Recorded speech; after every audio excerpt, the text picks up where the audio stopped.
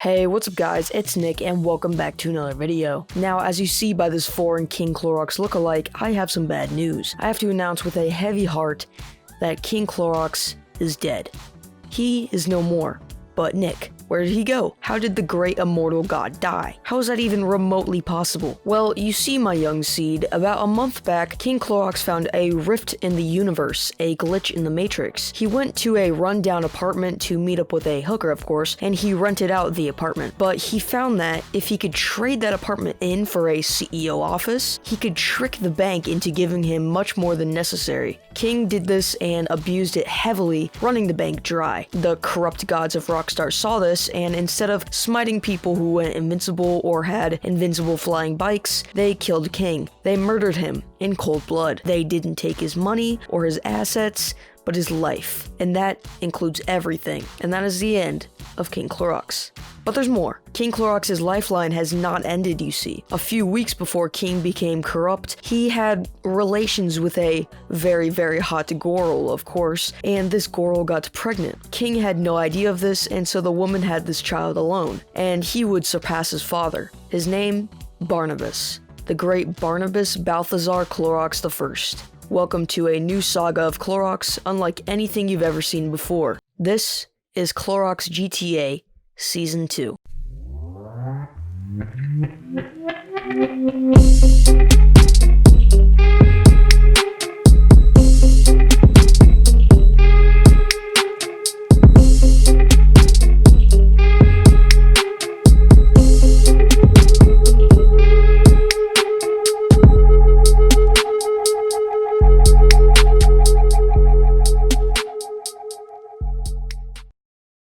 This is Barnabas. He was born about a month or two ago, and obviously, like all people in the Clorox family, he came out of the womb a full disfigured man. The very first thing Barnabas does coming out of the womb is dive headfirst in front of a moving vehicle and steal it. He's already shaping up to be a great asset to the family. As I'm driving around, we have another one of those slight weather changes. I'm not sure why this keeps happening. Anyways, before I started this video, I did the Stone Hatchet Challenge, the Golden Revolver Challenge, and now I'm trying to get the Navy Revolver for some extra cash. After finding the clues, I head to this airstrip where a meth head stabs me in the head. This startles me, and instead of dropping dead from having a fucking hatchet in my skull, I beat the guy to death. That's just how Barnabas rolls, just like his father. He is a man among men, a god among humans. After all, who could have such an angelic face without being a god? After that, I spent the next 20 minutes shooting people in the head, and a mystery man gave me $200,000 as a reward. Now onto Barnabas's first adventure in this new world. I had a great idea where I would find a cargo bob and pick up a random car, and I would try to pick people up, kind of like an Uber, but I'm forcing them to do it, and if they don't comply, I kill them. So I went on over to the main airport, and I didn't find a cargo bob, but I did find this Maverick, and I just went with it. I then found this helicopter and had to take it down immediately, because obviously I'm the king of the skies. And look at this battle of the Titans right here. This is what the whole GTA franchise was leading up to. This battle right here. Two absolute tanks battling for control of the skies. I mean, look at the intensity of what's going on right now. Oh,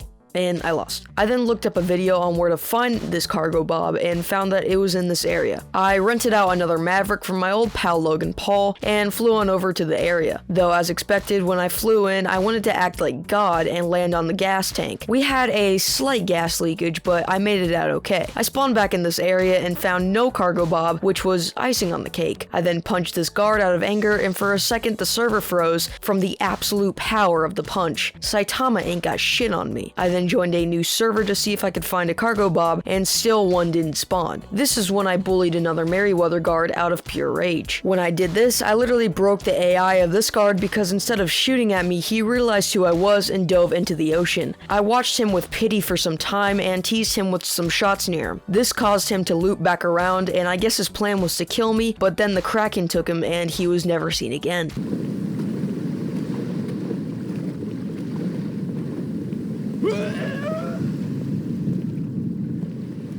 After that, I gave up on my cargo bob mission and just decided to be a regular Uber. Right after I terrorized the city with a truck, shoot down a gang, and get murdered by the police. Now I'm ready to begin my very first day on the job as an Uber driver. I gotta make money in this world somehow. So when I began my job, Uber sent me a car from the sky and I parked behind an alley. I typed in the chat, anyone need an Uber, and I was immediately turned down. Of course, I had to reply to that with, I'm Johnny on the spot. I'll hook you up. I waited for about 4 seconds and nobody requested my Uber service, so I guess I had to get the ball rolling and I went to them. After I made my way to the nearest player, the company saw all of my hard work and loyalty to the company over the past few minutes, and they sent me a car that was a little more classy and fit for people I would be picking up. I mean, look at this thing. It's so advanced that I can just phase into it when I want to get inside. Anyways, when I headed to this group of players, I found it was a hype car meetup. First, we got Jogging Man, which is the only thing he does. We got a bouncy car, and we got Mental Patient. These are the essential people that you need at every car meet. Oh, and we also got a guy with a supercar. Like, come on, man, we're trying to show off our lowriders and our muscle cars, not the damn Ferrari. So I got back in my car and ran over Jogging Man naturally. This did not sit well with our dear Mental Patient, and he pulled a minigun out of his ass. This got me pissed off because no one shoots at my car for no reason. That's just disrespectful. That's gonna cost me a whole $200 at Los Santos Customs. Are you insane? So I got out of my car and instigated a fight. You know what? I'm not even gonna commentate over this fight. Let's just watch it in all of its glory.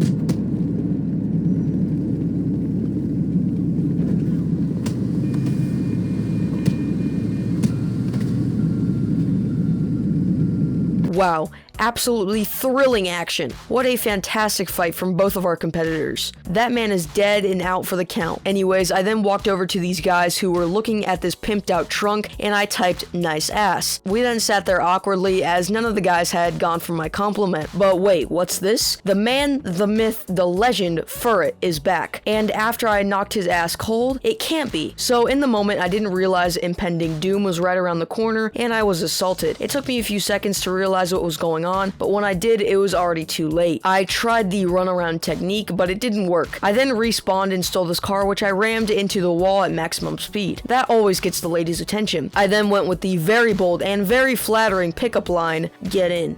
I would like to take you on a date." I mean, these lines are just flawless. Who would ever turn me down? I then was murdered by a minigun, so maybe my pickup line didn't work as well as I thought. After I respawned, I realized this guy wanted me to get in his car, so maybe my line had worked, but just on someone else. As I was trying to get in though, the cops cock-blocked me and destroyed me with a shotgun. After I respawned, Savage FPS was nice enough to pick me up. I soon realized by the slight chaotic energy in his driving that he wasn't all there in the head. I asked nervously, "Where shall we go on our date?" And he stopped the car, looked at me, and we fucking teleported inside of Los Santos Customs. I mean, yeah, LS Customs is a pretty romantic spot for all lovebirds, but I was still freaking out about the driving ability, and at this point, he still hasn't even said a word to me. He repaired his car and we left once again, going the speed of light through the city. At one point, he ran over an innocent man, which was the final straw for me. I scolded him for the incident and left the vehicle running away. I was then hit by this car, which ruptured many of my organs and gave me a concussion. Despite now not knowing the difference between a square and a circle, I kept running for my life. I ran back to safety with Fur and Sniper Ball because I knew they could do me no harm. I mean, look at this playful little clothesline. What great friends. Me and Fur then had another friendly boxing match, and after losing, my concussion grew worse. As I was running back to Fur, Savage came at me at an incomprehensible speed and nearly took my arm off. I tried to get Fur to kill me with his minigun for the thumbnail, and Savage took me out. I guess he hadn't taken my rejection so well. After this, I decided to shoot my shot with someone else. Despite never meeting this guy named Dex, I drove to his apartment and buzzed it. After some patient waiting, I was let in. The first thing he said to me was, "You are one ugly bitch." I was taken aback by his comment because I had never been called this before. This guy obviously has terrible taste and is quite rude. I said to him, "How dare you?" To which he replied, "You have sex with an anthill." I sat there awkwardly, twiddling my fingers, thinking of what I was gonna say next. As I typed, "I am beautiful," he said, "Get the funk out of here, you stinky bench lol." I then said, "I will take a fat shit on your couch. I then proceeded to walk over to the couch to fulfill my promise, and I was promptly kicked out of the apartment. That Tinder date could have gone better. I screamed up to the apartment, "I'm keeping the damn kids," and ran away crying. I ran another car into the building out of spite and drove away. After that, I drove around until I found this dude named Cola Miller. I tried to corner him into a secluded spot with my car to force him to go on a date, and in the process, if I stop the video here, if you look really closely, you can just make out Savage in the background, lurking. I guess he's still stalking me. At the time, I paid no attention to this fact and asked Cola to go out for a date. More specifically, I invited him to my love dungeon. Once again, you can see Savage getting close to me, but not so close that I would notice. Cola accepted my offering and he got in my car. I set forth on the way to the dungeon, all the while Savage was following us. As I got to the destination, I noticed Savage and quietly whispered to Cola, "Now, I don't want to alarm you, but I think someone followed us. We have to do something." I backed out of the little box and pulled up to Savage's car. I said, hoping to defuse the situation, "Hey buddy,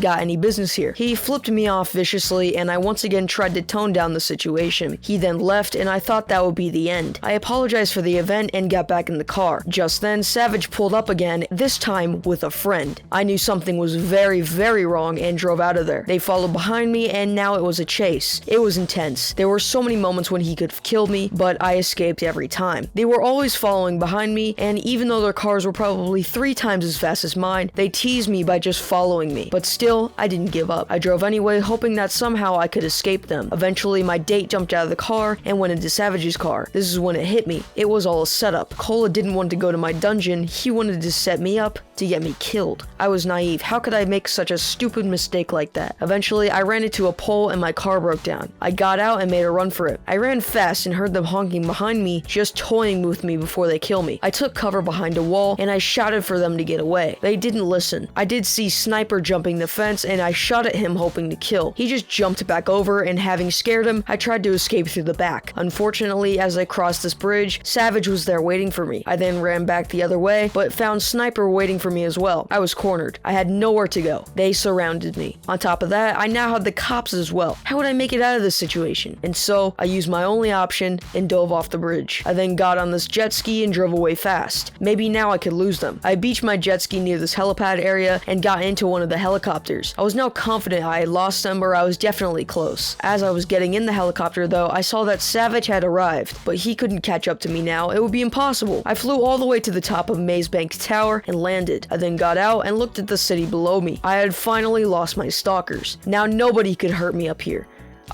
What? How do you make it up here? Why can't I just escape this guy? And I was so close. Savage landed his helicopter and got out. He was still playing with me. Furret was up there now and he said, "Howdy." This terrified me and I jumped off the building. I parachuted to the ground and stole another car. I was now certain I couldn't escape these psychos, but I didn't have any other options than to just drive. I drove around for a long time, but they eventually caught up to me like always. I had also flipped my car and I realized I had nowhere to run now. This was it. And so, I looked at my stalkers one final time and popped a pill. It would have been more cinematic to just shoot myself, but I'll take it. Anyways, my stalkers had won. I was no more. They tormented me, just following me wherever I went. They had won, I had lost. It was that simple. Anyways, I hope you guys like this GTA 5 video. I know I've been pretty slow in the uploads recently, and I got no excuses for that. I'll try my best to upload as much as I can, and with that, I'll see you in the next video.